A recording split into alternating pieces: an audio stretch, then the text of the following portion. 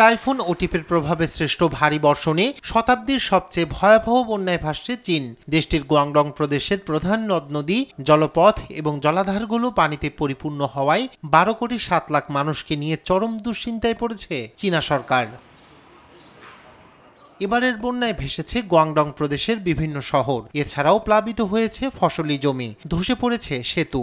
এর মধ্যেই সরিয়ে নেওয়া হয়েছে 1,10,000 মানুষকে। এদের মধ্যে অন্তত 25,000-এর ঠাঁই হয়েছে আশ্রয় কেন্দ্রে। এমন পরিস্থিতিতে স্থানীয় পর্যায়ে বিভিন্ন বিভাগ এবং পৌরসভাগুলোকে প্রাকৃতিক বিপর্যয় এড়াতে জরুরি পরিকল্পনা গ্রহণের আহ্বান জানিয়েছেন গুয়াংডংয়ের কর্মকর্তারা।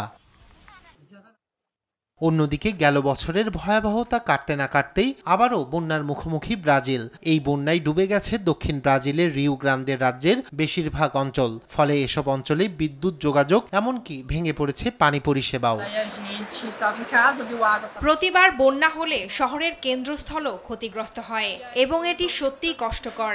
বিশেষ করে যাদের ছোট সন্তান আছে তাদের জন্য এটি খুবই কঠিন সময়। 2024 সালের বন্যাও আমরা সবকিছু হারিয়ে ফেলেছিলাম।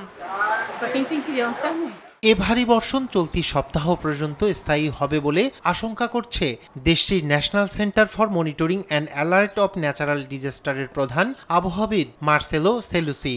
গেল বছর কয়েক দফা বন্যার মুখোমুখি হয় ব্রাজিল। এতে দেশটিতে মৃত্যু হয় অন্তত শতাধিক মানুষের। রায়হান কবির শুভ্র, নিউজ ডেস্ক, দেশ টিভি।